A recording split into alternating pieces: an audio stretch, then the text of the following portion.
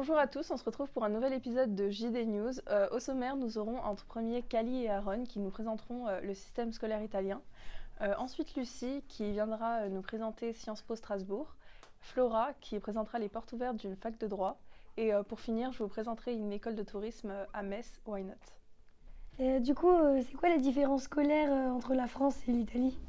Il y a une légère différence, c'est qu'entre 3 et 6 ans, c'est pas obligatoire d'aller à l'école maternelle. Ensuite, c'est obligatoire à partir de 6 ans jusqu'à 11 ans. Il y a 8 ans de premier système scolaire.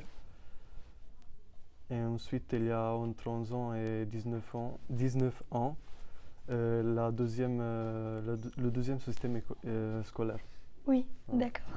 Et est-ce qu'il y a des différences au niveau des horaires? Au niveau des horaires, il y a une grande différence. Par exemple, vous faites de 8 h jusqu'à l'après-midi tard et nous, on fait de 8 h à 13 h. Ouais. 13 h, 13 h 30. Et vous finissez du coup à 13h30? Oui. Donc il n'y a pas de pause entre midi? Oui, il y a toujours un bus qui nous amène chez nous, directement à notre maison. Voilà. D'accord. Et est-ce qu'il y a des filières au niveau du Non. lycée? Non, pas de filière. C'est la prof qui nous accompagne dans un lycée. Et voilà, juste une fois dans l'année. Voilà. D'accord. Et le bac, c'est la même chose qu'en France? Ça s'appelle différemment, mais c'est la même chose.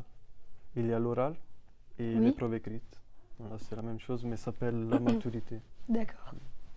Et vous avez un certain choix au niveau des matières? Au niveau de matière, non, pas de spécialité, juste l'école. Si tu choisis une école de médecin, voilà, il y a des matières appropriées aux médecins. Voilà. D'accord. Et c'est quoi ta matière préférée à toi? Ma matière préférée, c'était sport et SES. D'accord. Voilà. Merci beaucoup. On se retrouve avec Lucie qui va nous expliquer Sciences Po de Strasbourg. Alors bonjour Jade, oui, alors ce 4 mars, j'ai eu l'occasion d'aller à la journée porte ouverte à Sciences Po à Strasbourg. Donc c'est une école supérieure qui permet d'accéder à un master. On y ressort doublement diplômé, donc avec le diplôme de Sciences Po, mais aussi celui de Sciences Po à Strasbourg. Donc il existe plusieurs pôles, donc Paris, Reims, Lille, Poitiers, Strasbourg du coup, Nancy, Saint-Germain-en-Laye plus récemment construit. Et comment on y entre? Alors c'est sur un concours, donc il existe deux types de concours. Donc il y a le concours commun que la plupart des pôles justement utilisent. Donc cela nécessite une épreuve d'histoire, une épreuve de culture générale sur 2 thèmes. Donc cette année le thème était la peur et l'alimentation. Et donc l'année prochaine ils reprendront le thème de l'alimentation et ajouteront un autre thème. Puis un essai dans une langue choisie, donc par exemple l'anglais, l'allemand, l'italien, etc.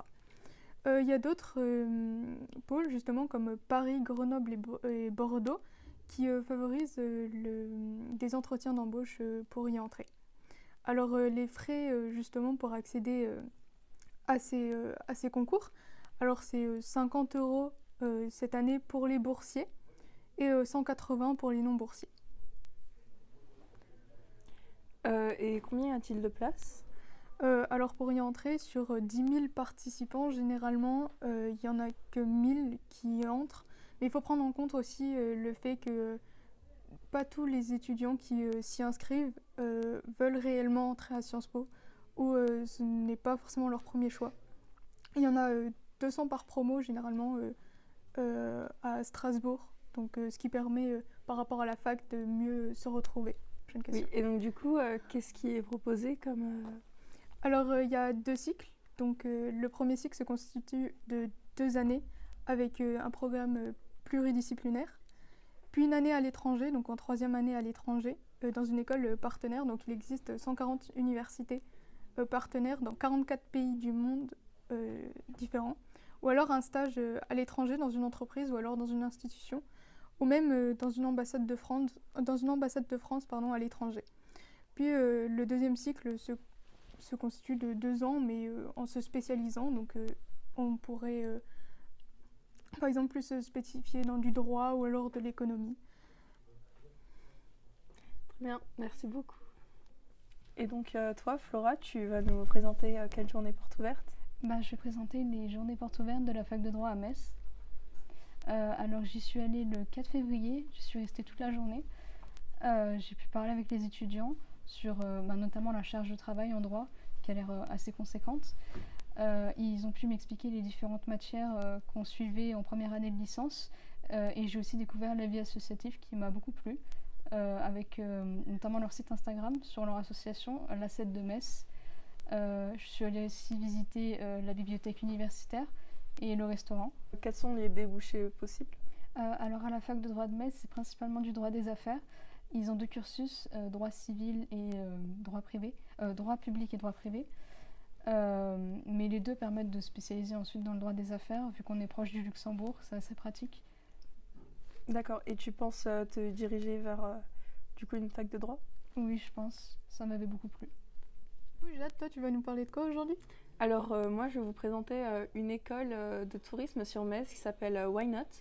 Donc c'est une école d'une 60aine d'élèves, c'est assez petit. On peut aller jusqu'au master.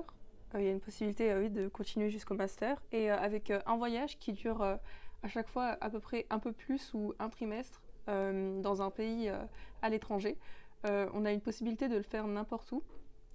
Alors c'est une inscription sur dossier qui coûte une 50aine d'euros et c'est une école privée, donc à l'année on en a pour à peu près 6 000 euros. Très bien, merci beaucoup Jade. Merci de nous avoir écoutés et on se retrouve très bientôt pour une nouvelle édition.